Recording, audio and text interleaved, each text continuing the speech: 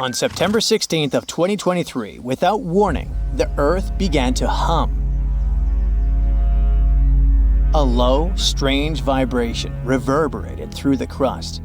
This set off seismic alarms all across the globe. For 9 days straight, the planet was pulsing with this horrifying rhythm, and scientists had no idea what was going on. Meanwhile, the total disaster was happening in Greenland. It wasn't an earthquake. They knew that much. They could tell it by the rhythm. Since we all live on giant tectonic plates, they constantly move and slide on magma like icebergs on water. Sometimes, as they move, they can rub against each other or collide or break. In any case, all this causes an incredible release of energy that sends shockwaves through the ground. That's when we feel the ground literally shaking, and it's what we call an earthquake. These vibrations we feel are called seismic waves. Seismometers pick them up as pings or rumbles. In a typical earthquake, they create a bunch of different frequencies. It's a crazy chaotic mix of low and high frequencies, like smashing every piano key. What was weird about the Greenland event is that the signals weren't like that at all. It was a steady, single-frequency vibration, as if some ancient machine was stirring beneath the Earth. It's like one piano key being struck over and over, creating a doom-like, repetitive sound. Turns out, what they were hearing wasn't the noise of tectonic plates going wild. It was a phenomenon seismologists had never seen before. The days passed, and the mysterious noise just kept going. The vibrations repeated every 90 seconds, echoing around the world. The hunt for answers was growing more desperate. Seismologists had no idea what they were dealing with. They had to gather a huge international team of 68 people from 15 countries. All these scientists were gathering seismic data, satellite images, and doing some advanced math for several days, until they finally realized who the culprit was. Water. It all happened in a remote, desolate region of East Greenland. This place is full of fjords, narrow inlets of the sea between high cliffs, kinda like deep water-filled valleys surrounded by towering rocky sides. In this area, surrounded by jagged peaks and icy waters, the air was still. The landscape seemingly frozen in time. Nothing here changed much for years, until one day. A colossal landslide has unfolded in the Dixon Fjord. One of those steep mountainsides towering over the fjord at almost 4,000 feet high collapsed in a massive landslide. Picture a huge chunk of this mountain crumbling and crashing down into the fjord below. This sent a deluge of rock and ice crashing into the water. The impact was just apocalyptic, 882 million cubic feet of debris. That's enough ice and rock to fill 10,000 Olympic-sized swimming pools, or 10 Great Pyramids of Giza. And all this nightmare hurled into the water with such force that it kick-started a tsunami about 360 feet high, taller than the Statue of Liberty, into the air. What's crazy is that this incredibly powerful wave was trapped in the fjord by narrow cliffs, unable to escape. It's like water sloshing in a closed bathtub. For 9 days, the megatsunami continued to churn through it. That's why we heard this endless hum. It was a rhythmic back and forth of the water slamming against the walls. The shockwaves were rippling deep into Earth's crust, vibrations so strong that they were picked up by seismometers around the globe. This was a phenomenon so rare, so unprecedented, that it left scientists stunned. It turned out to be a perfect storm of elements. A glacier, weakened by years of warming, could no longer bear the weight of the mountain above. This collapse was inevitable, and the chaos literally shook the Earth to its core. And people often hang out in this area with cruise ships passing by. We're lucky that no lives were lost in the disaster. It was a close call though. A tourist ship stranded in the area just 2 days before narrowly escaped the tsunami's reach by pure luck. But it doesn't mean there were no losses. The waves destroyed a nearby Inuit site, which was there untouched for over 200 years. They also swept away the huts at a research station that were about 43 miles away.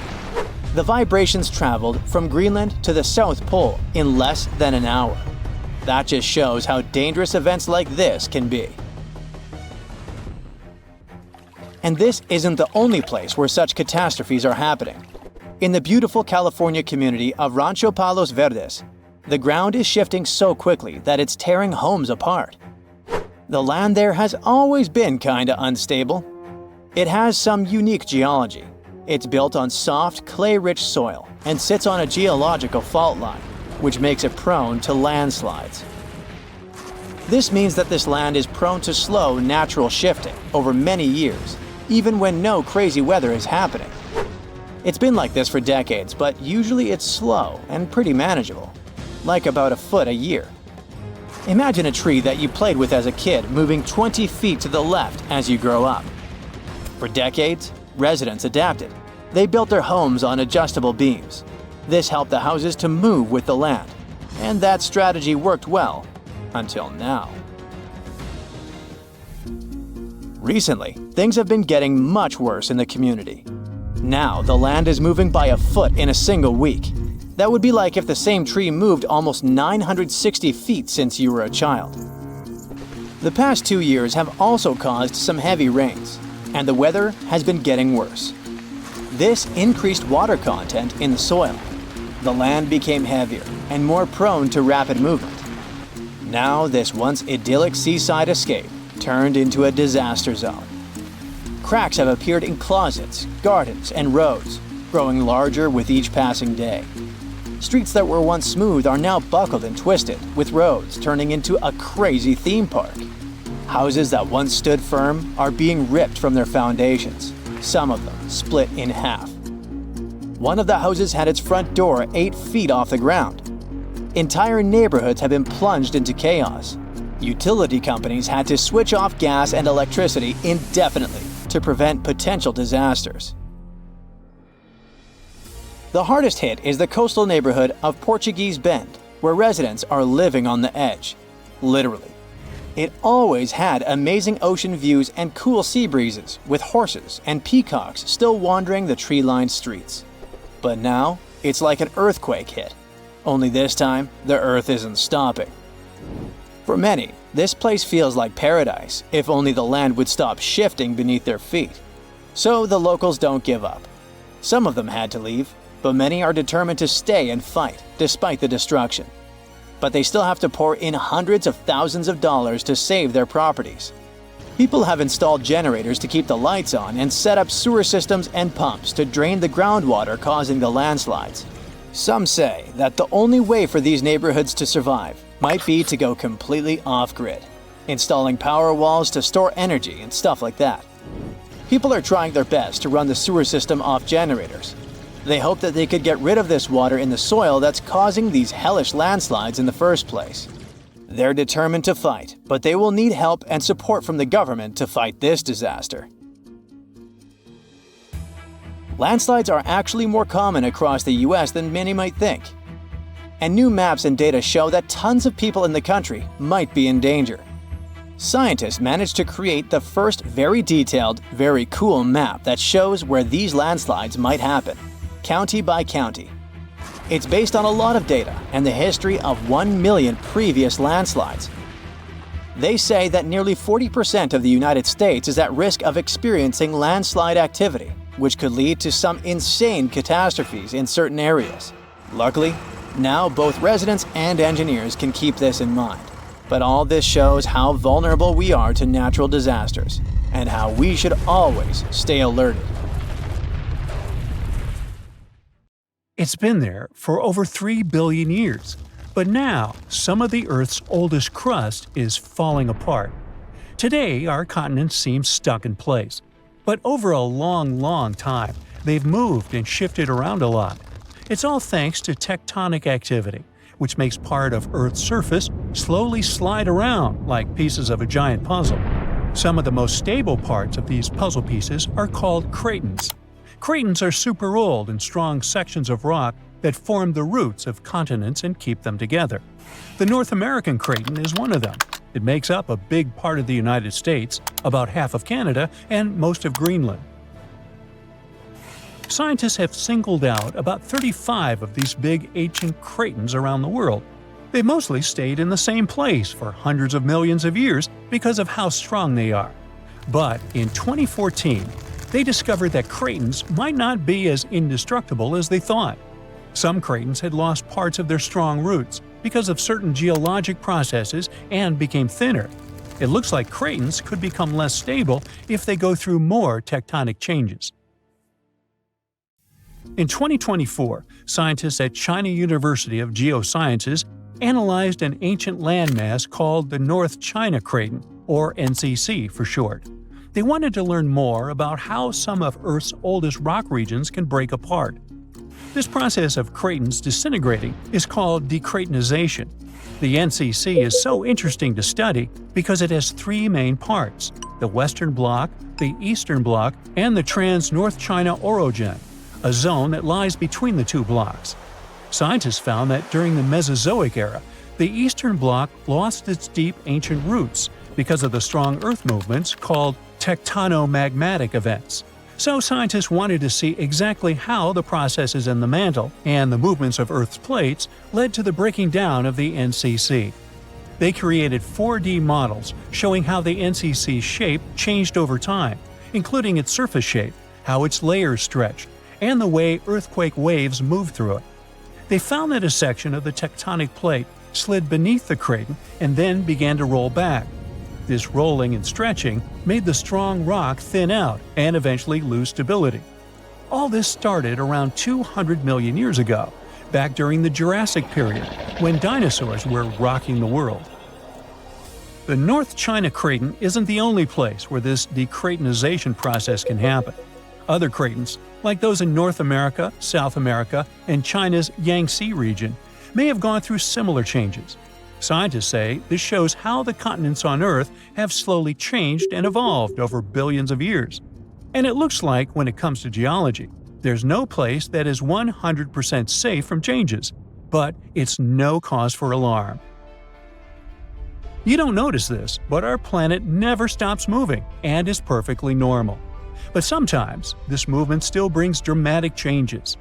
In 2017, scientists made an official announcement that Zealandia can be called a new continent. The continental shelves of this mysterious continent are lying at a depth of around 3,280 feet below sea level. The nearest oceanic crust dives even deeper, at 9,800 feet below that. Geologists have gone deep down to collect rocks from the ocean floor. They've found that, unlike the nearby oceanic crust, which is made up of fresh basaltic rocks, the crust around New Zealand is a mix of ancient granite, limestone, and sandstone. All this screams continental crust. Plus, scientists have discovered a narrow strip of oceanic crust that separates Australia from the hidden land of Zealandia. It means these two are separate continents. 85 million years ago, Zealandia decided to break free from the supercontinent Gondwana. Millions of years later, the mighty Pacific Plate, the heavyweight champion of tectonic plates, decided to take a dive beneath Zealandia's continental crust. And that's how the root of Zealandia, that connection to its continental crust, broke off and went into the depths below. And that's not all the tectonic news from this part of the world. 120 million years ago, Australia and Antarctica were a single piece of land. They went their separate ways, but Antarctica didn't leave empty-handed. Today, there's an oceanic plateau in the Indian Ocean. Long ago, it was connected to another lost continent, the Kerguelen microcontinent. Scientists believe that it made a land bridge between India and Antarctica. To find out what it was like, we can look at a tiny archipelago in the southern Indian Ocean. These islands are all that is left of the ancient landmass. They have a cold climate and feature glaciers because they're so close to Antarctica. But in the past, the weather here must have been temperate with plenty of rainfall. The animals and plants would have been similar to those that live in tropical regions today. Another lost and found continent isn't hiding in the ocean, but under Europe. It's called Greater Adria, and it collided with Europe and started to sink under it around 100 million years ago. Today it lies beneath Italy, Greece, and the Balkans. Its size and even shape match that of Greenland, the world's largest island. Greater Adria is no longer visible, but it left some clues. Part of it was embedded in the Alps. The other chunks are part of present-day Italy and Croatia, on the other side of the Adriatic Sea. Limestone rocks from the former continent started to change once they were under the European landmass. Great heat and pressure spread over tens of millions of years changed their structure. And that's when the limestone left the chat and the marble took its place. Greater Adria wasn't a solid piece of land like the big continent we see today, but more like a giant shallow shelf underwater. Over time, sand, mud, and other stuff settled on this shelf and slowly turned into rock. Greater Adria might have been a little like Zealandia or the Florida Keys, a chain of small islands sitting in a shallow sea. Above the water, there were probably lots of little islands and archipelagos, and beneath the waves, there were colorful coral reefs filled with marine life. If you lived back then and had a scuba tank, it would have been an amazing place to dive and explore. So, with all the things going on with the cratons, who knows? We could see a new continent in the future. Plus, studying the Earth's crust even deeper can change history as we know it. Scientists in Copenhagen have made an amazing discovery about the real birthplace of Scandinavia, and it's not where we thought. After studying sand and rock from remote parts of Finland, they found out that Scandinavia's roots actually came from Greenland over 3.75 billion years ago. This means the area where Nordic countries are now is 250 million years older than the scientists had previously believed. And we now know, thanks to the tiny crystals called zircons found in Finnish river sands. When scientists look closely at their chemical makeup, they realize the age of crystals matched the rocks found in Greenland, not Scandinavia. They use special techniques to analyze elements like uranium, lead, lutetium, and hafnium, and discovered that Scandinavia's rocky base most likely broke off from Greenland billions of years ago. A small seed of land probably started drifting across the Earth's surface over hundreds of millions of years. This piece eventually settled where Finland is today. Over time, new layers of rock formed around this seed and slowly turned into the Scandinavia we see on maps now. The same study could help us rethink how the continents on Earth first formed. The most accepted theory is that the continental crust began growing right when the planet was formed. But new studies show that the signs of continents only started growing a billion years later. The scientists explain that Earth's continents may have begun as tiny seeds of ancient crust in different places. These seeds grew over time, forming the landmasses we know today. These ancient seeds aren't just found in Scandinavia, but also in Australia, South Africa, and India. Scientists aren't sure if all these seeds came from the same place or if they grew separately in different parts of the world. So there's still a lot to learn, and scientists need to keep digging to figure out if all these ancient seeds are related to each other. The strongest earthquake ever to strike east of the Mississippi River that happened over 200 years ago was never over, according to some scientists. Most earthquakes last seconds to minutes, and the official record breaker so far is a silent one in Sumatra that was going on for 32 years. This slow slip event triggered a massive quake and a tsunami. So if it's true that the new Madrid earthquake is still sending aftershocks, we'll have a new top name for this sad list. The earthquake started in December of 1811 with a powerful quake in a sparsely populated part of northeast Arkansas. They felt the shaking almost 1,000 miles away in the White House, and the tower bells were ringing in Boston, even further away. It even made the mighty Mississippi flow backward for a few minutes over new waterfalls formed by shifted ground. The town of New Madrid, Missouri completely disappeared in the disaster. The Earth wouldn't stay still until the end of January the following year, when things got serious again. A massive quake hit, this time near the junction of the Ohio and Mississippi rivers, right in the Missouri boot heel. Geologists believe it was a rupture on the New Madrid Fault, putting even more strain on the nearby Reelfoot Fault. Just when people thought it couldn't get worse, another 2 weeks of trembling passed, and the Reelfoot Fault snapped deep beneath New Madrid. Down in Tennessee, about 15 miles south of New Madrid, the ground uplift created Reelfoot Lake. Steamboats were chugging along the river, with thousands of trees floating and acres of woods torn apart by the quake. In St. Louis, Missouri, which is 160 miles away, buildings were badly damaged, and chimneys fell in Cincinnati, Ohio, 400 miles away. People all the way in Montreal, Canada, over 1,000 miles away, felt the earthshake. Seismologists have registered about 200 small earthquakes in the New Madrid seismic zone every year since 1974. Some researchers believe that up to 30% of those were aftershocks from those big quakes back in 1811 and 1812. In parts of the U.S. where there's not much tectonic action going on, these aftershocks could keep rumbling for years, maybe even centuries, after the big ones hit. Aftershocks are the Earth's way of releasing all that built-up stress from the main quake. When the ground shakes from the first earthquake, it puts a lot of pressure on the rocks nearby. And when those rocks can't take it anymore, they crack, causing even more shaking. That's the aftershock.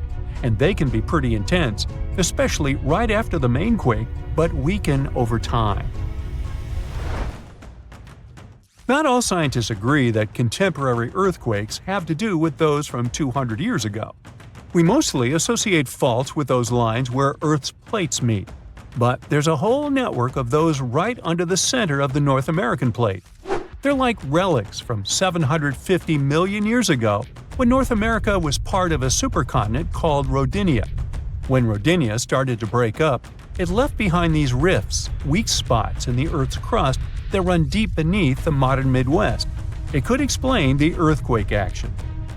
An international team of geologists decided to take a fresh look at 3 major earthquakes that shook North America and end the debate. They used a new math method called the nearest neighbor. It says that if earthquakes are too close in space, time, and magnitude to be independent background events, then one is assumed to have triggered the other. Depending on how you look at the numbers, somewhere between 10 to 65% of the recent quakes in the region could be aftershocks of those historic earthquakes. And a huge quake that hit Charleston, South Carolina at the end of the 19th century might explain up to 72% of the earthquakes in the area since then. But not all places are the same, so the scientific debate continues. In 1774, British explorer James Cook noticed a glow in the distance. It was the volcano of Mount Yasur in Vanuatu. This bad boy had been spewing lava and ash ever since, and it's quite likely that it's been doing that for way longer. The volcano has been sitting at alert level since October 2016, which means things are really unsettled around there. They've even marked off a 2,000-foot radius around the crater to keep people safe. There have been low to moderate outbursts, shooting out ash, gas, and steam, and some bigger blasts throwing stuff outside the crater. Satellite images have picked up on some hot spots of sulfur dioxide plumes, showing that Yasur is still cooking up a big storm down there. Stromboli, one of the volcanic islands near Sicily, officially has the Guinness World Record as the longest continuously erupting volcano. It has been putting on a fiery show for over 2,400 years straight. Ancient sailors nicknamed it the Lighthouse of the Mediterranean.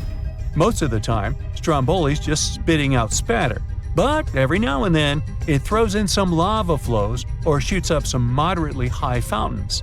Sometimes you might even catch a glimpse of steam-driven outbursts. Over 200 million years ago, the world went through a major makeover, with not 1, not 2, but 4 massive volcanic eruptions changing the game. It all happened in Rensselaer, a large chunk of island that used to be a supermassive volcano stretching across what's now British Columbia and Alaska. This volcanic activity might have helped dinosaurs grow from cat-sized critters into giants we saw in Jurassic Park. It kicked off a 2-million-year rainy season. It made the whole world hot and humid, and the dinos just loved it. Researchers dug deep into sediment layers beneath an ancient lake in China to uncover these secrets. They found traces of volcanic ash and mercury, clear signs of those epic eruptions. There were carbon signatures showing huge spikes in carbon dioxide levels, making the atmosphere toasty and the rain pouring down. It all happened in 4 separate pulses, each triggered by those monstrous volcanic blasts.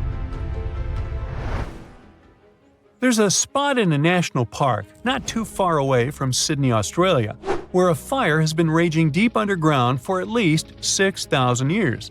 They call it Burning Mountain, and it's a coal seam fire, burning its way through a layer of coal beneath the Earth's surface.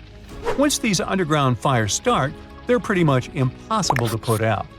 This ball of fire is up to 30 feet wide and extremely hot, but there's no flame, it's smoldering. The fire has been creeping along at a pace of about 3 feet per year. A local farmer first spotted it in the 19th century and thought it was a volcano. The people who have lived here for ages believe this place is sacred. They've used it for cooking and crafting tools, and tell that it started from a widow's tears or the torch of a hero. But experts think it could have been a lightning strike or coal heating up like a summer barbecue from the interaction with oxygen. Some say it might have been burning since before the dinosaurs roamed the Earth. No one knows exactly how long this mountain will burn or in what direction it'll move.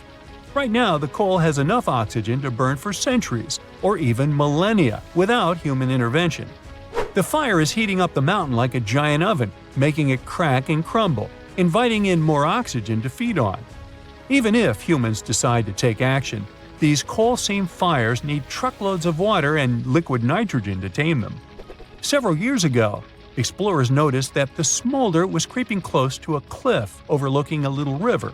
And depending on what the coal seam decides to do next, we could see some dramatic changes here in the coming decades.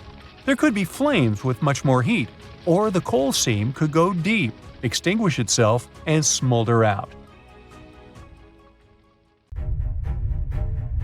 There is a powerful force hiding underground where tectonic plates meet, and one forces another under it. This happens in the Pacific and Indian Oceans. Strain builds over centuries. The tension is unbearable until the megathrust awakens. The Earth shakes with a magnitude that can exceed 9 points, more powerful than any other earthquake. When the seafloor suddenly gets pushed up fast, it sends a huge ripple across the water, and a tsunami of huge force is out. These waves are called teletsunamis, and they cross entire ocean basins, ready to take over coastlines thousands of miles away. The thrust fault stretches over 600 miles. The Earth is not just shaking, it feels like it's tearing apart. This is the power of a megathrust earthquake. Those caught in its path will have to fight for their lives. Japanese authorities recently had to issue their first ever megaquake advisory. It happened because of a strong tremor on the edge of the Nankai Trough ocean floor zone. In the end, most of the warnings were lifted, and there wasn't much damage from the 7.1 magnitude earthquake. Parts of southwestern Japan started to shake, and the superfast trains in Japan slowed down to stay safe, which made travel slower for everyone. But everyone is staying alert as they know about the risk of a megathrust earthquake that could happen within the next few decades in the Nankai Trough. The tectonic plate under the Philippine Sea is slowly sliding underneath the land where Japan is, moving just a few inches every year. The last big earthquakes from this area happened in 1944 and 1946, both with a magnitude of 8.1. These quakes have caused a lot of destruction in the country. The next megathrust earthquake in the region, if it does happen, could be between a magnitude 8 and 9. Scientists still can't agree on how likely this mega earthquake is to happen, but it could be up to 80% certainty. On the other side of the Pacific, scientists from the U.S. Geological Survey have studied a dangerous area along the U.S. West Coast. It's called the Cascadia Subduction Zone, and it stretches from northern California to northern Vancouver Island in Canada. Over the past 14,200 years, there have likely been at least 30 big earthquakes in this region. One major quake happens every 500 years on average. But for a long time now, Cascadia has been quiet, and it worries scientists. They think this might be because the area is locked. meaning the tectonic plates are stuck together and building up a lot of pressure. Eventually, the part of the seafloor could suddenly break and move by several feet. The shaking would be just 5 minutes, but it would create a powerful tsunami as the seafloor shifts that would last for 10 hours. If it happens, it's going to be the worst natural disaster in the country's history, according to experts. The ground on some inland hills could turn into something like quicksand. This would cause the hillsides to slide and crumble, taking down roads and bridges. Around 620,000 buildings could be badly damaged or even collapse, including about 100 hospitals and 2,000 schools. People in Washington state might have to take care of themselves without help for 2 weeks, finding food, water, and shelter on their own. Scientists are studying slow slip events, where the tectonic plates move very slowly over weeks or months, releasing some energy but not enough to stop a big one. Every time the magnitude of an earthquake goes up by just one number, the energy it releases is 40 times bigger. So we'd need about 1 million small earthquakes every day for 500 years straight to release the same energy as one huge magnitude 9 earthquake. But these small earthquakes might be clues that a bigger earthquake is coming. To better monitor the Cascadia Fault, experts are mapping the fault more accurately and adding better monitoring tools offshore.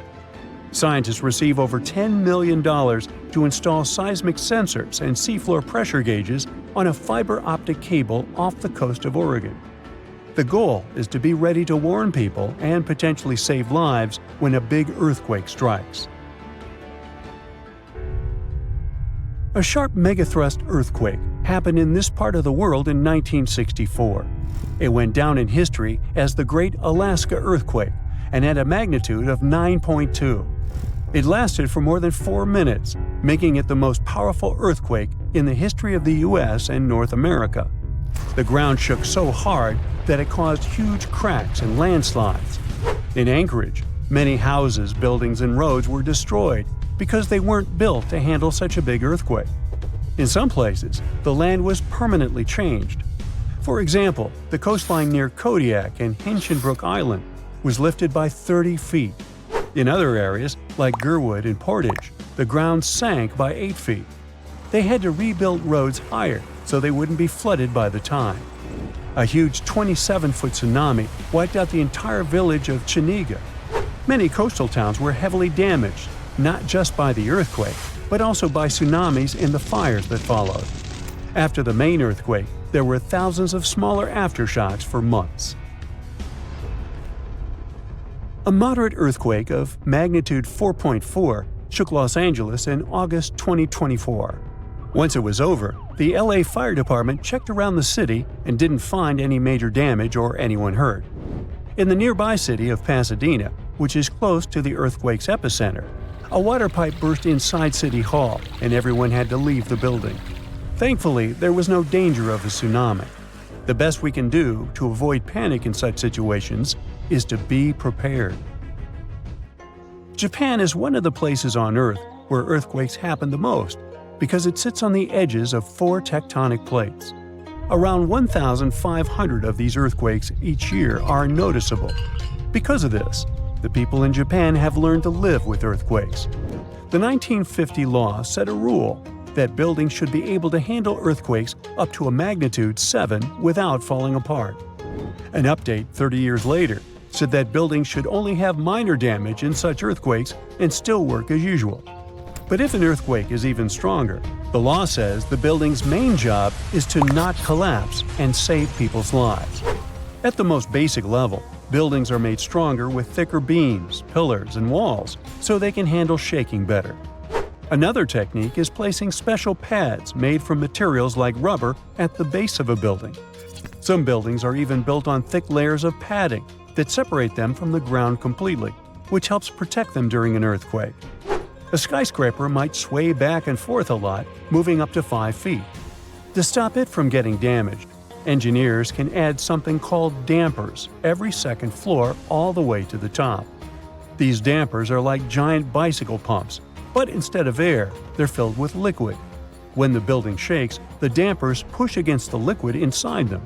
Even though the liquid doesn't squish very much, it can still absorb some of the shaking. When they're building tall skyscrapers, engineers try to make the structure as simple and balanced as possible. This means having each floor the same height and placing the support columns evenly. But sometimes, architects who design skyscrapers don't want to make these compromises because they have creative ideas for how the building should look. Then they have to find compromise solutions. For example, Tokyo's Skytree Tower, one of the tallest buildings in the world, is designed in a futuristic style but also includes special features to protect it from earthquakes. It has a central pillar, like in traditional Japanese pagodas, and seismic dampers that help absorb the energy from an earthquake, keeping the building safe. An earthquake in Indonesia began in 1829 and lasted a mighty 32 years. It reached its climax in 1861 and hit a magnitude of around 8.5. It was caused by the tectonic plates below the island slowly clashing against each other. Researchers discovered that the quake had been building for some time after analyzing the coral in the area. They found it was being periodically exposed to the open air. That was caused by the gradual earthquake moving the land up and down. Scientists call these decades-long silent earthquakes slow slip events. A single lightning bolt can warm the air to around 54,000 degrees Fahrenheit. The heat makes the air expand quickly, creating a shock wave or boom, which we know to be thunder. There are close to 3 trillion trees on Earth. That translates to roughly around 422 trees for every person. Before humans, the number was nearer to 6 trillion. Almost 70% of the Earth's surface is covered by water, which on average is around 2.5 miles deep. 97% of Earth's volcanoes lie underwater, as well as the mid-ocean ridge, a massive mountain range that is over 40,000 miles long. Humans have mined around 190,000 tons of gold from the planet. Experts predict there is around 20% still left to be mined, but this figure is constantly changing. The world's largest active volcano is in Hawaii. Called Mauna Loa, it's over 2.5 miles above sea level. Given that most of it is underwater, the volcano's summit is a staggering 11 miles from its base. That's the same length as over 160 football fields. The highest ever recorded temperature on Earth was a sweltering 136 degrees Fahrenheit. It was recorded in El Azizia, or modern-day Libya, on September 13, 1922. The lowest temperature was a chilling minus 129 degrees Fahrenheit, recorded at Russia's Vostok station in 1983. Earth is the 5th largest planet in the solar system, behind Jupiter, Saturn, Uranus, and Neptune. It has a circumference of roughly 25,000 miles, and it would take the average person around 8,300 hours to walk around the face of the Earth. The separation between Earth's land masses would make such a trek almost impossible, though.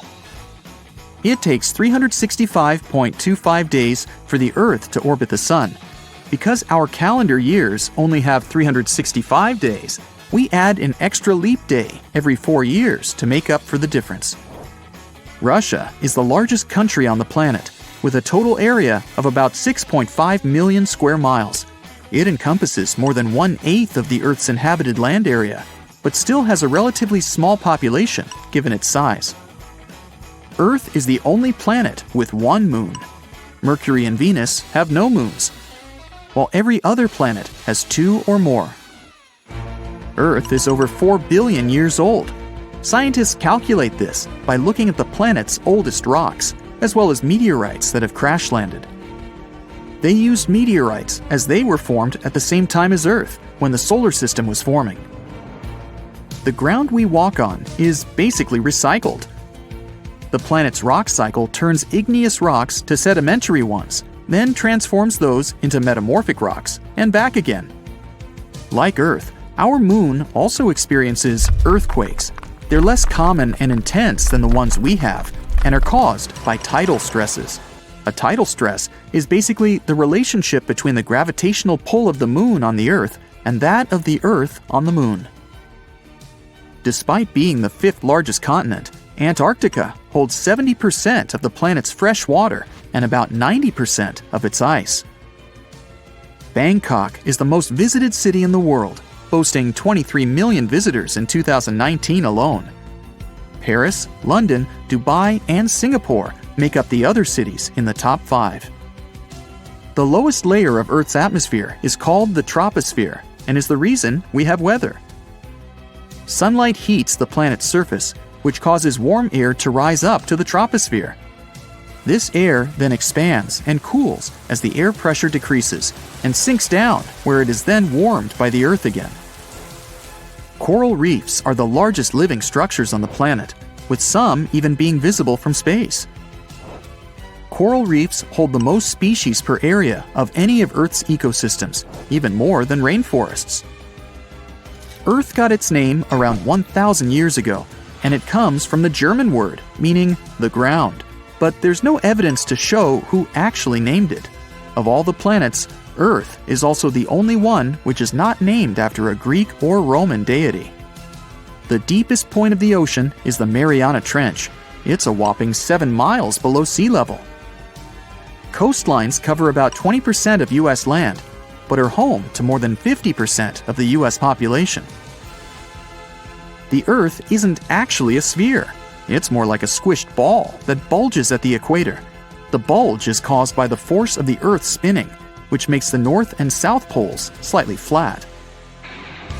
The Earth spins on its axis, which is basically an imaginary straight line.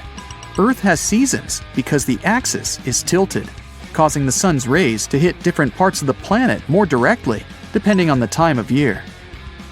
If the sun was as tall as a standard door, the Earth would be around the size of a nickel. The Earth's rate of rotation is gradually decreasing. It's happening so slowly that it would take as much as 140 million years for the length of a day to increase to 25 hours. Get a clip for any season with brand new Brightside merch. Click the link and grab your print. The biggest animal on Earth is the Antarctic blue whale. It can reach lengths of 100 feet and weigh up to 400,000 pounds, which is around the same as 33 elephants. The temperature at the center of the Earth is around the same as the surface of the Sun, at almost 10,000 degrees Fahrenheit. Earth is around 10,000 times older than humans. Earth is around 4.5 billion years old, whereas humans have been around for, at most, 450,000 years. There are around 34,000 known species of fish. The actual number is way higher though, as a whopping 95% of our oceans still haven't been explored. America's Route 66 is longer than the journey to the Earth's core. The distance to the core is roughly 2,000 miles. Route 66 is almost 2,500 miles. The Earth is made up of 3 main components: the crust, the mantle, and the core, which is divided into the outer core and the inner core. Scientists have estimated that there are around 8.7 million species on the planet. Out of this, between 1 to 2 million of these species are animals.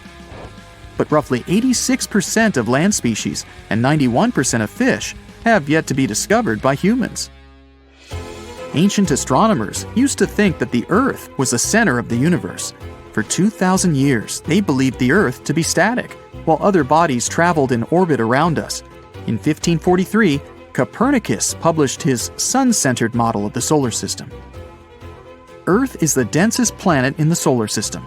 The density varies across its different crusts, but the planet's average density is just over 3 ounces per cubic inch. Mount Everest is the highest point on the planet. Its peak is the highest altitude above sea level at around 5.5 miles. Each year, 1 septillion crystals of snow fall on Earth. That's a trillion snowflakes. Snow covers about 31% of Earth's land area each year. Of Earth's water, only around 3% is fresh water. The other 97% is salted. Of that 3%, about 2% is frozen in ice and glaciers. So, less than 1% of the planet's fresh water is actually in lakes, rivers, and underground. The world's largest inland body of water, or lake to us normal people, is the Caspian Sea. It has an area of 140,000 miles squared. The world's deepest lake is Lake Baikal in Russia and is 5,300 feet deep. Earth's atmosphere is roughly 78% nitrogen and 21% oxygen, with small amounts of water vapor, carbon dioxide, and other gases. No other planet is believed to have this much oxygen, which explains why Earth is the only planet where life has been discovered so far. Apart from the Moon, there are 2 asteroids in co-orbital orbits with Earth, sometimes called Earth's second moon. 3753 Cruithne is an asteroid that looks like it's following the Earth in orbit, but it's actually following its own path around the Sun. 2002 AA29 is another asteroid which makes a horseshoe orbit around the Earth that draws it close to the planet every 95 years. You wake up, gasping for air, struggling to peel yourself from your bed. When you do manage to get your feet on the ground, it feels like they're glued down tight. You're twice as heavy. It feels like you're carrying another you on your shoulders all day long. Well, congratulations. You've woken up on an Earth where uncontrolled experiments with dark matter have doubled the force of gravity. Mass panic happens when over 8,000 aircraft fall as soon as the gravity spikes, crashing into buildings, forests, and oceans. And that's because airplanes suddenly lost the balance between the pull of gravity and the lift force necessary to keep them cruising. Pilots did attempt to save their planes, but GPS failed as satellites swiftly moved. After a month, humans begin to look more and more like chimps. Bones are getting thicker, and the immense force constantly pulling people down is squashing their spines, making everybody bend over. People start figuring out that walking ape-style on all fours helps with better balance and stability. And that becomes a big deal, since even tripping over a tiny rock could lead to a nasty fracture. Falls not only get more intense due to the extra forces on bones and joints, but they also happen faster. Gravity's pull doubles the acceleration force, increasing it from 32 feet per second to 64 feet per second. Your house is not a safe place anymore. Old buildings and bridges all over the world are now collapsing. Inside those still standing, residents get the scary feeling that the whole place is shaking, and cracks start showing up everywhere. It's dangerous to stay inside houses, as roofs are now twice their usual weight, and any rain or snow also feels twice as heavy. Car alarms are constantly going off because tree branches keep falling all over the place. Most trees simply can't bear the weight of gravity, and only strong and small plants survive, like cactuses and succulents. 6 months after the sudden change, supermarkets have a sinister vibe going on, with shelves nearly empty and people arguing over the last loaf of bread. You get frustrated to see that your favorite Japanese restaurant is now 5 times more expensive. And it's not just about salmon prices. It's rice that has become a rare luxury item, since the gravity boost has messed up the photosynthesis process, and the seeds are taking too long to grow. On the flip side, carrots are now cheaper than ever. They're sprouting and growing at lightning speed. People start eating so many carrots that human skin now has an orange glow from all that extra beta-carotene. Farmers are getting creative, using artificial supports to keep plants like tomatoes and corn on their feet. But even with all their efforts, it's hard to get a good harvest. Summer has arrived, and even your air conditioner can't relieve the unbearable heat. A sudden change in gravity disrupted Earth's orbit around the Sun, pushing it into a new, tighter elliptical path. Earth now passes much closer to the Sun than it used to, making your sunscreen simply surrender. The Moon's orbit has also had some dramatic changes, leading to more dangerous and extreme tide patterns. High tides are now higher and low tides are lower. This shift has also triggered widespread volcanic eruptions and earthquakes on an unprecedented scale. Earth's crust starts to rupture across vast areas, unleashing planet-wide lava flows so intense that living on Venus begins to sound like a pretty good idea. 5 years later, people notice that puppies are begging for food twice as much, but they are taking more time to grow. Breeds like beagles look thinner and their leg bones are getting heavier. Even insects, such as locusts, now have thicker hind legs to keep those jumps going. Sea creatures are being crushed by the much greater weight of the water around them. That's not a big deal for animals used to deep ocean pressures, like the anglerfish, but crabs and lobsters are really struggling since they live in shallow waters. Sloths and monkeys develop a stronger grip so they won't fall off trees. For carnivorous animals living in jungles or savannas, life is a real challenge because any animal the size of a wolf or bigger can't run without breaking a leg. Large predators like lionesses are starving because they can't move fast enough to catch their prey. Tall trees like palms and pines also go through evolutionary changes. They get beefier trunks and only grow about half as tall as usual.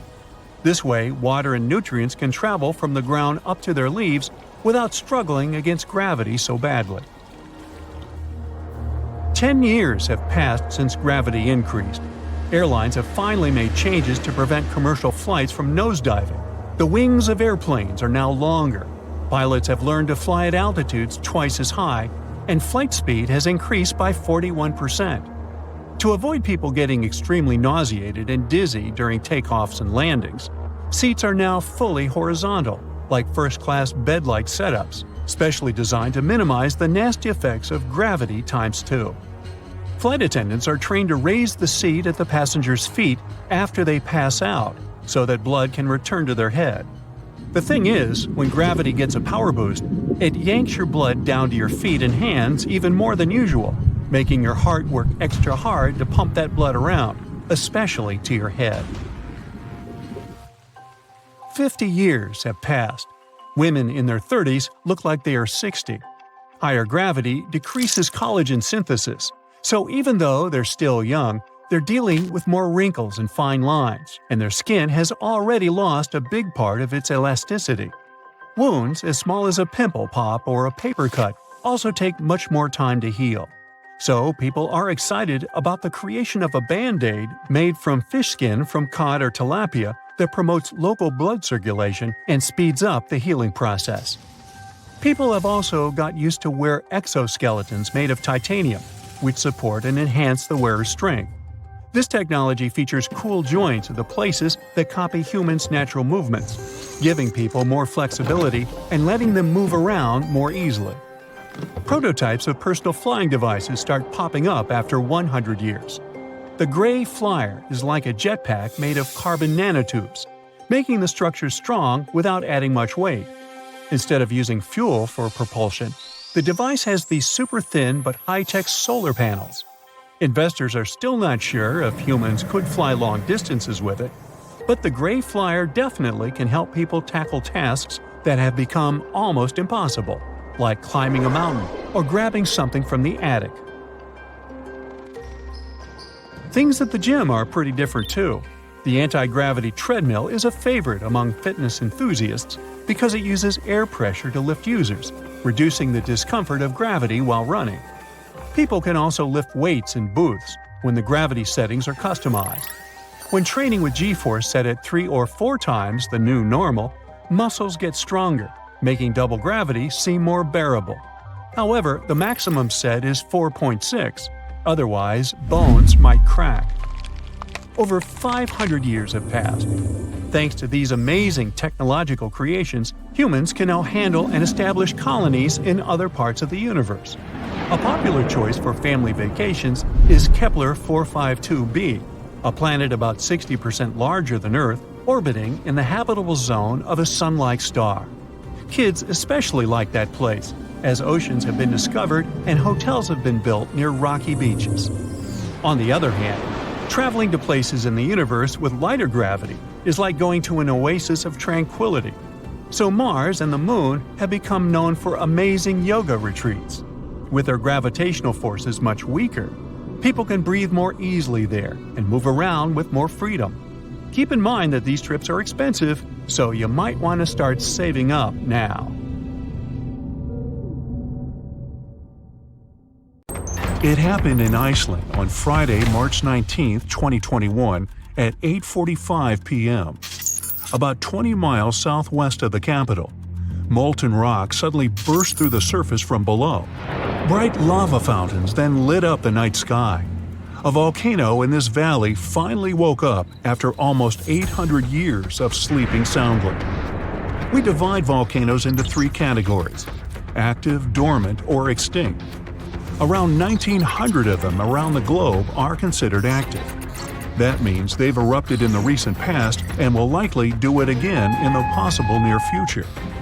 Dormant volcanoes haven't popped off for a long time, but they still may in the future. You could say they're sort of sleeping. As for extinct ones, those guys haven't done anything in more than 1 million years. The eruption in Iceland wasn't super explosive, and this all happened 6 miles from the nearest town, so everyone was perfectly safe. Many even came to see it up close, while other brave visitors tried to fry eggs and bacon on the lava. Just be careful not to burn your breakfast black. Lava can be over 2,000 degrees Fahrenheit. It burns everything in its path. Yet it also produces some of the most fertile land for agriculture. This eruption gave a relatively small amount of lava at first, but it's been spreading across the valley in different directions, forming a sort of shield that's constantly growing. You can never really predict how fast a lava flow will be until you see it. It all depends on how thick it is and how steep the mountain slope. Lava can ooze slowly at about 20 feet a minute, a fraction of the average person's walking speed. Or it can flow as fast as 30 miles per hour, which even the fastest person on Earth can't outrun. But the lava isn't even the most dangerous thing about volcanoes. That would be the toxic gases spewing from the eruption. And those spread faster and further than the lava flow. Luckily, in Iceland's case, the wind has been blowing these gases away from residential areas. Scientists weren't surprised this volcano erupted. They knew it was coming. Increasingly stronger earthquakes had been shaking this area for the past 15 months. There were 50,000 earthquakes within just the 3 weeks leading up to the eruption. That's 100 per hour. The volcano has been active since March, and geologists say this could last for weeks, months, years, or even decades of constant eruptions in the area. Mount Shasta is in the top 5 most dangerous volcanoes in the U.S., so geologists are keeping a close eye on it. The last eruption was in 1250. I wasn't around then, but this volcano erupts every 600 to 800 years. Which means tick-tock, we're due any day now. About an hour from Portland, Oregon, there's an active volcano that last erupted in the 19th century. Next time it goes off, scientists think it'll produce larger amounts of ash and dust. This could cause an electrical blackout and make water unsafe to drink in the area. But the experts pay close attention to Mount Hood. They'll be able to give plenty of warning so people can react in time. Kilauea is one of the most active volcanoes in the world. It's been erupting almost constantly since 1983, making it also one of the longest eruptions known on Earth. It's the youngest land volcano in Hawaii. Volcanoes can take thousands of years to form, but others can pop up practically overnight. A volcano in Mexico just erupted in an open field in 1943 and started growing from there. Within a year, it was almost 1,500 feet tall. When the eruptions finally stopped 9 years later, the mount had reached a height of over 9,200 feet. Mount Fuji is an iconic symbol of Japan. The last time it erupted was in 1707, and it sent a shower of burning rocks as far as 60 miles away. If a similar eruption happened today, Tokyo would be within that vicinity. Mount Fuji is right on the Ring of Fire, that horseshoe-shaped region in the Pacific Ocean full of active volcanoes and earthquakes. From one end to the other, it's almost 25,000 miles long. It could wrap all the way around the Earth's equator. In January 2020, Taal volcano in the Philippines started spewing lava, sending huge plumes of ash half a mile up into the sky. The eruption even triggered a rare phenomenon, a dirty thunderstorm. That's when the smoke cloud above a volcano produces its own lightning. The chance of volcanic tsunamis was also high. Those are usually caused by tectonic movements that occur because of volcanic activity. Tal has erupted more than 30 times in the last 450 years. This volcano in Ecuador last erupted in 2016. Scientists think it might be showing some early warning signs of magma on the move. This is an active stratovolcano, a specific cone-shaped type with steep sides. They form from sticky lava that doesn't flow that easily. That lava goes around the vent, cooling and piling on itself to form these steep walls. These types are more likely to produce explosive eruptions like the ones we see in movies. Ruapehu is the oldest national park in New Zealand, a volcanic wonderland where you can closely see all those steaming craters, magnificent lakes, and unusual rock formations. It last erupted in 2007 and has had 10 eruptions since the mid-19th century. But eruptions, lava flows, and toxic gases aren't the only danger coming from volcanoes. There's also a thing called lahar, a kind of volcanic mud flow of debris. In between eruptions, snow melts and a lake forms in the caldera. If the last eruption brought mud, ash, and rocks in the lake, it becomes dangerously full. In that case, only a temporary dam holds it back. Indonesia has the biggest number of active volcanoes in the world, including one called Anak Krakatoa. It means child of Krakatoa, and its famous parent isn't far away. A huge tsunami in 2018 partially woke Junior, a scary thought since Senior had one of the most powerful eruptions ever seen on this planet in 1883.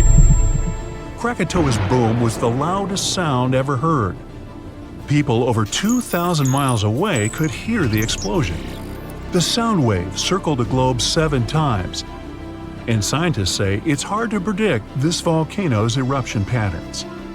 Mount Yasur in Vanuatu is one of just a few volcanoes in the world where you can see a lava lake. Tourists even go there to peer over the edge and get a look at the burning, bubbling lake below. Well, except for when the volcanic activity goes to levels 3 and 4 out of 5. That means there are more intense earthquakes, volcanic tremors, or steam, gas, or ash ejections. Then this place is off limits because, duh. This volcano in the DR Congo has the most active and largest lake volcano in the world. And all that lava is unusually fluid, meaning it travels faster and further than the stuff coming out of most volcanoes. It's certainly not amongst the tallest ones, but Ethiopia's Erta Ali is unique in that it has a lava lake almost constantly, which is pretty rare. The locals call it a smoking mountain because its lava lake often causes eruptions. This volcano is near the Danakil Depression, one of the hottest places on our planet. Merupi has been erupting on a regular basis since the mid-16th century. This volcano helps scientists do crucial research on how eruptions work and how they can warn people in time. After it was dormant for a while, this volcano in central Mexico sprang back to life in 1994. Ever since then, it's been producing huge mud flows and strong explosions in unpredictable intervals. In the past, enormous eruptions coming from this giant buried entire cities in pyramids.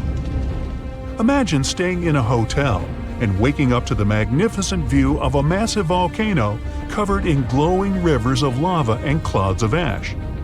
When it lets off heat, visitors to this area in Guatemala take a chance to roast some marshmallows there. One of the most active volcanoes on Earth is on a small island north of Sicily. Stromboli has regular explosions, together with glowing lava coming from vents inside the crater. Not too far away is Etna, Europe's most active volcano and one of the biggest continental ones in the world. By the way, Earth definitely isn't the only planet with volcanoes. The largest one in our solar system is on Mars. It would cover the entire state of Arizona, and it rises nearly 3 times higher than Mount Everest. Ooh, don't look down. A magnitude 15 earthquake has the potential to completely destroy our planet and evaporate all the water in a matter of seconds, leaving Earth uninhabitable. Over 500,000 earthquakes happen annually, but none have a magnitude of 15.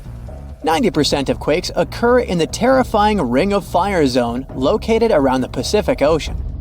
The ground there is like jello. It shakes almost constantly.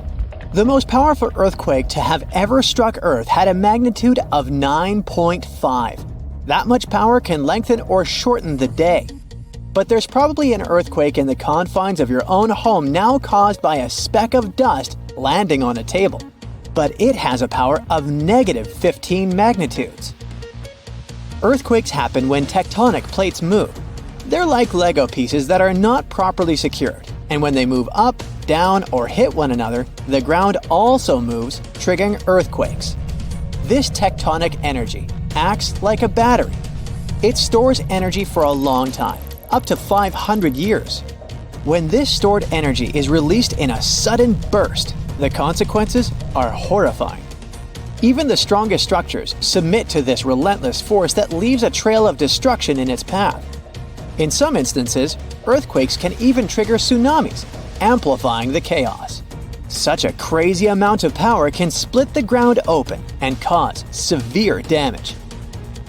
The strength of an earthquake is measured by the Richter scale, but now it's being replaced by the moment magnitude scale. When there's an earthquake, we hear about how strong it is. It's usually from 1 to 10. Luckily, we haven't had a Richter scale earthquake yet. The most powerful earthquake to have ever happened in modern history occurred in Chile in the 60s. It was around 9.5 on the Richter scale, and it altered Earth's rotation and messed up the length of the day by around 2 milliseconds. It also triggered a massive tsunami and affected a vast area of 155,000 square miles. The Richter scale doesn't actually have a limit. Still, anything above 25 doesn't need measuring, because if that ever happened, we would simply turn into dust, and nobody would care to measure this disaster. As we said, the strongest earthquake had a magnitude of 9.5. If this magnitude had been just 0.5 stronger, it would have created a ruptured line 2,174 miles long. That is almost 7 times the size of Wyoming. A magnitude 11 earthquake would create a crack halfway around the world.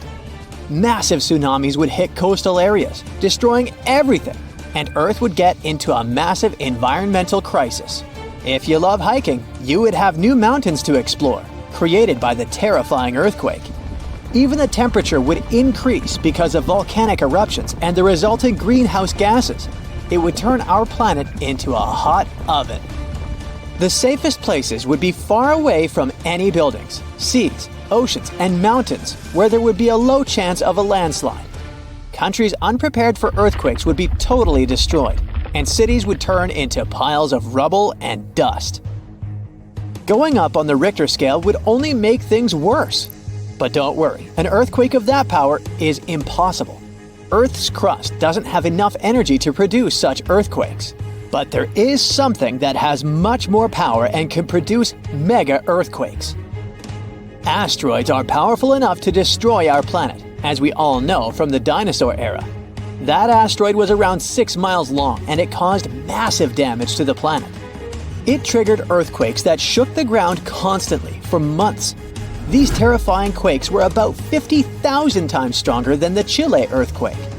They also triggered a tsunami that was 30,000 times more powerful than the Indian Ocean tsunami. And the latter was one of the most devastating tsunamis to have ever struck Earth. The earthquakes caused by the asteroid had a magnitude of 11, making it the most powerful and scariest natural disaster ever. And let's hope it stays that way. The Indian Ocean tsunami affected only certain areas of the world. Meanwhile, the asteroid tsunami affected every part of the world and had 33-foot-tall waves. Even if you had traveled to the most remote place on Earth, you wouldn't have been able to hide from this Grim Reaper. A 15-magnitude earthquake wouldn't be 15% stronger than the Chile earthquake. The scale doesn't work like that. It would be around 100 million times more powerful than a 9.5 magnitude quake. It could make all the water on Earth evaporate, leaving us devastated and without any H2O to survive. All ecosystems would collapse. All food chains would be broken. and only some super strong bacteria would probably survive the impossible. That is only a fraction of the frightening things that could happen. The ocean is like the AC for our planet. Without it, Earth would be super hot. The ocean also serves as a shield from the sun's powerful rays. It acts as a heat absorber and cools Earth. Scientists think that the most dangerous thing would be the inability of Earth's crust to survive the violent shakes of the 15-magnitude earthquake. If our planet miraculously survived and didn't turn into dust, there would be massive openings in its crust. The ground would become gelatinous. It would randomly move up, down, left, and right, and no building would survive that. Our civilization would be brought back to the Stonehenge era. Tectonic movements like this are devastating. A similar thing happened in Japan when tectonic plates moved 165 feet from each other and then snapped back together, creating a 9-magnitude earthquake. No place on Earth is immune to this bone-chilling natural phenomenon. Still, certain places have higher chances of being destroyed than others, like the Ring of Fire, where 90% of earthquakes happen. This is a place where earthquakes are almost everyday occurrences. The Ring of Fire is located in the Pacific Ocean. It forms a ring around the continents that surround the Pacific. There, several tectonic plates meet, creating highly unstable ground. To make the problem much more terrifying, 75% of active volcanoes are located in this area. 90% of dormant volcanoes are also there, making this place extremely dangerous. Scientists carefully study this region to find a way to predict when the next earthquake might strike. The Ring of Fire is not the only place at risk of earthquakes. In California, along the San Andreas fault line, 2 tectonic plates have been storing power for more than 200 years. The San Andreas Fault is 715 miles long and has the potential for a massive earthquake. This region has its fear of violent earthquakes like the one that happened in San Francisco in 1906.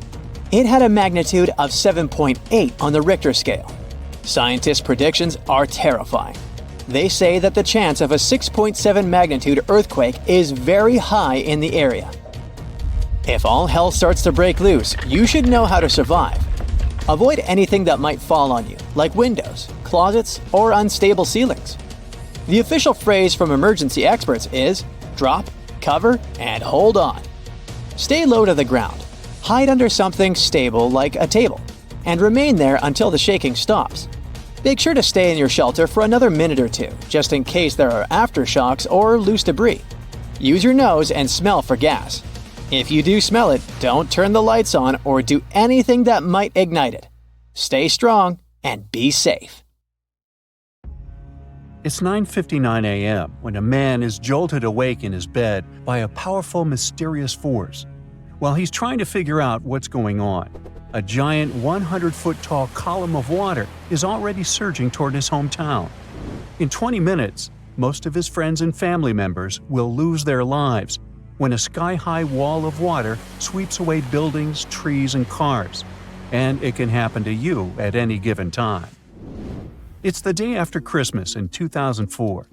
Thousands of tourists from Europe and America are enjoying tropical beaches in Thailand, Sri Lanka, and Indonesia when a powerful undersea earthquake strikes off the western coast of northern Sumatra, Indonesia.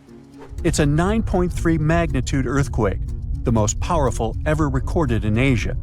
It triggers one of the largest tsunamis in history, the Boxing Day tsunami, which will take the lives of 230,000 people within a few hours. The city of Banda Aceh in Sumatra, Indonesia, home to 260,000 people, is the closest to the earthquake's epicenter. In less than half an hour after the quake, huge 10-story tall waves crash into the city. More than 60,000 people lose their lives immediately. The destruction is so severe that almost no one in its path survives. Next, the tsunami hits Thailand. The waves, rushing at a mind-boggling 500 miles per hour across the Indian Ocean, reach the shores of Phang Nang and Phuket about 90 minutes later. Despite such a significant time gap, both locals and tourists are caught totally off guard. Many beachgoers even walk out onto the beach, curious about the strangely receding sea, only to be overtaken by a towering wall of water. Nearly 5,400 people, including 2,000 foreign tourists, won't survive that day in Thailand. An hour after Thailand, the tsunami hits southeastern India near Chennai. Debris-filled waves push miles inland, taking the lives of more than 10,000 people. Sri Lanka faces even worse devastation. The island will lose over 30,000 people, and hundreds of thousands will become homeless. The tsunami's incredible strength is evident even far away. 8 hours later, it claims its last victims in South Africa, 5,000 miles from the quake's epicenter. There, rogue waves catch swimmers off guard. Researchers from NOAA's Center for Tsunami Research explain that the destruction was due to the sheer power of the earthquake. It originated from a megathrust fault. That's where heavy ocean plates dive beneath lighter continental plates. These faults are the largest in the world and lie underwater. The 2004 earthquake ruptured a 900-mile stretch of the Indian and Australian plates, 31 miles beneath the seafloor. Plus, instead of one quick jolt, the quake lasted for 10 minutes and released an unimaginable amount of energy. During the shaking, massive sections of the seafloor moved upwards by 130 feet. That's a lot. Such a sudden movement set colossal waves rippling across the ocean. Imagine it like dropping a massive pebble into the water. The thing is, tsunami waves aren't like those surfing waves you may imagine. No, they look like a fast-moving whitewater river that floods everything in its way. If you get caught in those raging waters, it's almost impossible to survive. If the powerful currents don't pull you under, floating debris will. That's the reason why, during earthquakes, there are usually many injuries and fewer lives lost. With tsunamis, it's the opposite. There's way fewer injuries than fatalities because it's too hard to survive. Catastrophic tsunamis like the one in 2004 are rare. That's why India and Sri Lanka had no record of such disasters. This lack of experience, combined with the absence of warning systems, made the consequences of the disaster even more tragic. People didn't feel the earthquake because they were far from the epicenter. And with no natural warning signs, no official alerts, and no history of tsunamis, the waves that hit crowded coastlines had devastating effects. By the way, the Pacific Ocean, the largest ocean on Earth, is where most earthquakes and tsunamis occur. Locally damaging tsunamis strike somewhere in this ocean about once every 1 to 2 years. 76% of the recorded fatal tsunamis happened in the Pacific. And 99% of tsunami casualties are caused by local or regional tsunamis, which occur more often and hit quickly. But then a question arises: could a tsunami as devastating as the Boxing Day one happen again? Unfortunately, the answer isn't very straightforward. A warning system has indeed been established in the Indian Ocean. Its goal is to alert coastal nations of potential tsunamis. But human behavior is still a critical challenge. This became clear during a real-life test in 2012. That's when many residents of Banda Aceh, Indonesia, simply ignored evacuation towers after a tsunami warning. People never seem to learn, huh? The Indian Ocean Warning Network uses undersea pressure sensors placed near tectonic plate fault lines. These sensors detect any changes and transmit data to surface buoys, which then send it via satellite to control centers on land. Authorities analyze the information and decide whether to issue warnings and evacuate at-risk areas. Aceh, located on one of the world's most active fault lines, implemented additional safeguards. They installed sirens in coastal cities, and people get alerts on their cell phones. Plus, there are evacuation towers, reinforced concrete structures capable of holding 500 people. They are special safe zones. Authorities did test how well prepared people were. In 2009, 18 Indian Ocean countries participated in an evacuation drill, simulating a large earthquake.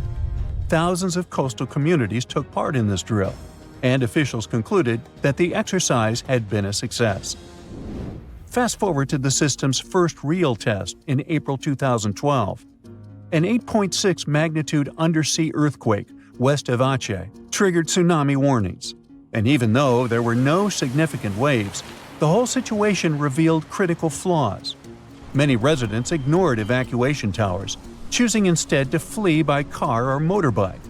This led to citywide traffic jams, with people getting stranded in areas vulnerable to a potential tsunami. It was chaos. Some residents even went back to the beach to look for the signs of a tsunami, which is a life-threatening mistake. So apparently, there is still a lot of work to do when it comes to tsunami survival. But what you need to know by heart is the signs of an impending tsunami. First of all, it's severe ground shaking. Strong earthquakes near coastal areas can generate tsunamis. If you notice that water on the beach starts to recede at an alarming rate, exposing the ocean floor, reefs, and stranded fish, run. Then there might be unusual ocean sounds. Keep in mind that a loud roaring noise, resembling a train or jet engine, may accompany an approaching tsunami. If you notice any of these warning signs, do not wait for official evacuation orders. Leave low-lying coastal areas immediately and move to higher ground as fast as possible. If you're at home, make sure your family members know about the tsunami and follow official guidance. You should remember that locally generated tsunamis may strike within minutes. You have to act quickly. If it's a distant tsunami, you may have more time to evacuate. If you don't have an opportunity to move inland, hide in high reinforced concrete buildings. Avoid staying in small buildings or homes in low-lying areas. If you're on a boat, stay offshore. Tsunami activity isn't as dangerous in deep water, so avoid returning to port during a tsunami warning. If you're already in port, check with harbor authorities for guidance. If it's possible to move to deep water, do it in an orderly manner. It may be safer for small boat owners to leave their vessel and move to higher ground. And always, prioritize moving to higher ground over saving your belongings. If you live in a coastal area, you can take some measures to protect your property in advance. Since most tsunami waves are under 10 feet, you may consider elevating your house. It can reduce damage. You can also consult an engineer to assess and reinforce your home. And finally, don't forget to protect outbuildings too, and create fences that will allow animals to reach higher ground. If you live in a hot spot for earthquakes, like I do, you may have had these familiar shaking feelings. The ground trembling underneath you, pictures rattling on the walls, your neighbor's dog yapping across the yard. An earthquake is basically tectonic plates moving and grinding against each other. Rub your hands together really fast right now. Things heating up? That's energy. When these plates' energy get released, you and your neighbor's dog feel it on land. Yes, we're all surfing on giant pieces of land floating on hot liquid rock. You're surfing right now while watching this video. Sometimes one slides under another, like reaching in between the couch cushions for that remote that slipped down there. If you're wearing long sleeves, they get rolled up on your arm like a snake shedding its skin. When plate tectonics do this, mountains form. But let's zoom out from your bedroom. Even further. Keep going. There. Earth, the third planet from the Sun, covered in mountains, canyons, and those familiar continents with oceans stretching between and all around them. But our planet used to have just one single supercontinent, Pangaea, where all the land masses were hugging each other and enjoying the sweet life surrounded by one massive superocean. Africa and Australia were neighbors. The Americas and Asia popped up for a howdy neighbor.